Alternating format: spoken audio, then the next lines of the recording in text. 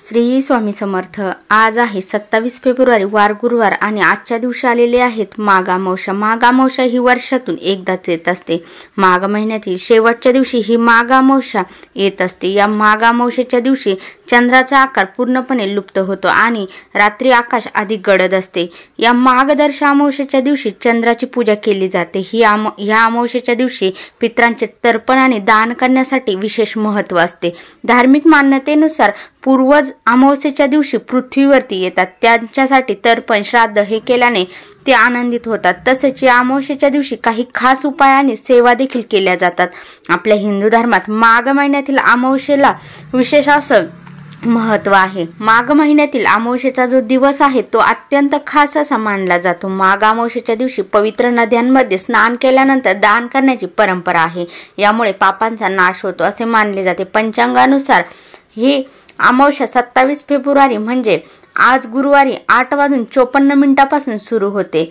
ही तिथी दुसऱ्या दिवशी म्हणजे 28 फेब्रुवारी रोजी सकाळी 6:14 असणार आहे। अशा परिस्थितीत अमावस्येची पूजाविधी, स्नानदान आणि काही विशेष सेवा देखील आपल्याला करायच्या आहेत। बघा, खूप दिवसापासून तुमची अडलेली काही जी कामं असेल ती पूर्ण होत नसेल, घराला कुटुंबाला कोणाची नजर लागलेली असेल, मुलांची पतीची प्रगती होत नसेल, आलेला पैसा घरामध्ये टिकत नसेल, तर या सर्व गोष्टींसाठी आपल्याला असे काही उपाय आणि सेवा करायच्या आहेत।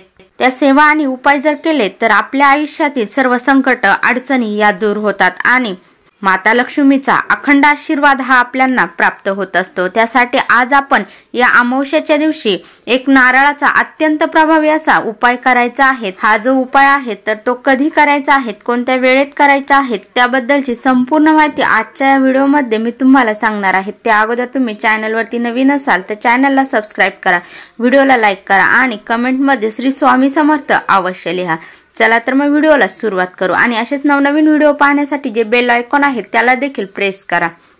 हा जो नारळाचा एक उपाय आहे तो जर केला तर तुमच्या मागची इडापिडा नष्ट होईल, तुमच्या घरामध्ये अखंड लक्ष्मी ही नांदेल। आपण जेव्हा हा नारळाचा एक अत्यंत प्रभावी असा उपाय करणार आहे त्यावेळेस आपण आपला दरवाजा हा उघडा ठेवायचा आहे आणि उघडा ठेवल्यानंतर आपण आपला जो घराचा उंबरठा आहे ते स्वच्छ असा पुसून धुवून घ्यायचा आहे आणि त्यावरती आपल्याला हळदीचं जे लेपन आहे तर हळदीचं लेपन करायचं आहे। त्यामुळे आपल्या घरामध्ये जी काही नकारात्मक ऊर्जा आहे तर ती हळदी शोषून घेते आणि आपल्या घरातील जी नकारात्मक ऊर्जा आहे तर ती नाहीशी होते। त्यामुळे तुम्हाला शक्य झालं तर तुम्ही 8 दिवसातून एकदा जरी हळदीचं हे लेपन आपल्या घराच्या उंबरठ्यावरती केलं तर आपल्या घरात ज्या काही नकारात्मक शक्ती आहे, नकारात्मक ऊर्जा आहे तर त्या नाहीशा होतात। हा जो नारळाचा एक अत्यंत प्रभावी असा उपाय आहे, तो उपाय ज्या घरात केला जातो त्या घरामध्ये अखंड लक्ष्मी ही राहते आणि लक्ष्मी आपल्यावरती प्रसन्न होते। हा जो नारळाचा उपाय आहे तो घरातील कोणतीही व्यक्ती करू शकतो, स्त्री किंवा पुरुष या दोघांपैकी ज्याला शक्य होईल त्यांनी हा जो उपाय आहे तर तो करायचा आहे। माता लक्ष्मीला प्रसन्न करून घेण्यासाठी अमावस्या तिथीला अनेक असे उपाय केले जातात। त्यातीलच हा एक अत्यंत नारळाचा प्रभावी असा उपाय जो आहे तर तो आज आपल्याला अमावस्येच्या दिवशी करायचा आहे। तुमच्या घरामध्ये आर्थिक भरभराट ही होत नसेल, आर्थिक समस्यांना सामोरं जावं लागत असेल, कुठलंही काम हे वेळेत पूर्ण होत नसेल, आलेला पैसा हा टिकत नाही, कोणत्या ना कोणत्या कारणाने तो बाहेर जातो, ह्या अशा जर गोष्टी तुमच्या घरामध्ये होत असेल तर आपण समजून जायचं आहे की माता लक्ष्मी आपल्या घरामध्ये स्थिर नाही, माता लक्ष्मी आपल्यावरती प्रसन्न नाही। त्यामुळेच आपल्याला माता लक्ष्मीला प्रसन्न करण्यासाठी हा जो उपाय आहे हा अमावस्येच्या दिवशी करायचा आहे। बघा, आपल्या हिंदू धर्मामध्ये नारळाला अत्यंत असं महत्त्व आहे। कोणत्याही पूजाविधी असेल त्या ठिकाणी नारळाचा उपयोग हा केला जातो। त्यामुळे नारळ हे अत्यंत पवित्र असं आहे। नारळामध्ये जे पाणी असतं तर ते नकारात्मक ऊर्जा खेचून घेण्याचं काम करत असतं। त्यामुळेच आपल्याला या नारळा संबंधित अत्यंत प्रभावी असा उपाय करायचा आहे। बघा, जेव्हा तुम्ही हा नारळाचा उपाय करणार आहेत त्यावेळेस तुम्ही नारळ जे आहे तर ते नवीन घेऊन यायचं आहे। अगोदर आपण पूजेमध्ये वापरलेले जे नारळ आहे तर ते पुन्हा आपण वापरायचं नाही आहेत। त्यामुळे आपण हे नारळ जे आहेत तर अमावस्येच्या दिवशी नवीन घेऊन यायचं आहेत। तर हा जो उपाय आहे तर तो आपल्याला आज संध्याकाळी 3 सांजेच्या वेळेस हा जो उपाय आहे तर तो करायचा आहे। म्हणजे सूर्यास्त होण्याच्या नंतर आपल्याला हा जो उपाय आहे नारळाचा तर तो करायचा आहे। तर नारळ घेऊन आल्यानंतर आपल्याला आपल्या देवघरासमोर बसायचं आहे।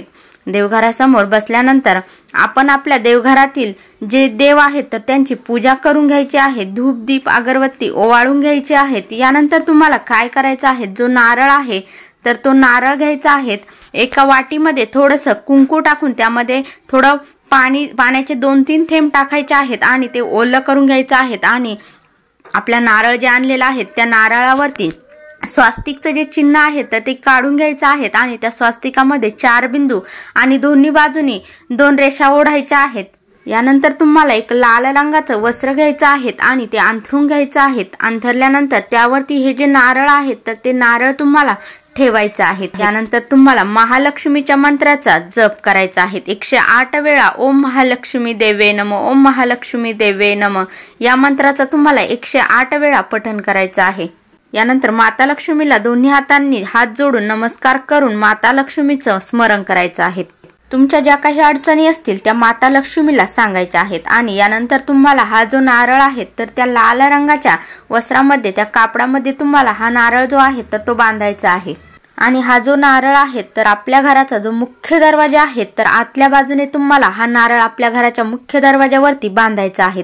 त्यामुळे माता लक्ष्मी आपल्यावरती प्रसन्न होतात आणि आपली जी काही आडलेली कामं आहेत, जी संकट आहेत, विघ्न आहेत, अडचणी आहेत तर त्या माता लक्ष्मी या दूर करतात। ज्या काही नकारात्मक ऊर्जा आहेत तर त्या सुद्धा दूर होतात। माता लक्ष्मी अखंड तुमच्या घरामध्ये वास करेल।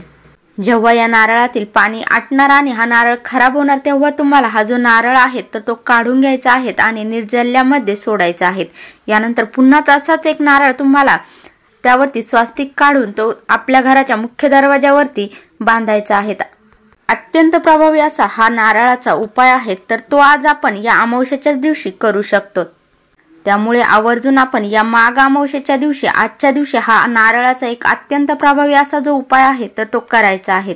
आपल्या ज्या काही आर्थिक समस्या संकट असतील तर ते दूर करण्यासाठी या माघ अमावस्येच्या दिवशी हा एक नारळाचा उपाय तुम्हाला जो आहे तर तो करायचा आहे। व्हिडिओ आवडल्यास लाईक शेअर कमेंट करा। चॅनलवरती नवीन असाल तर चॅनलला सबस्क्राईब करा आणि जे बेल आयकॉन आहे त्याला देखील प्रेस करा। श्री स्वामी समर्थ। जय जय स्वामी समर्थ।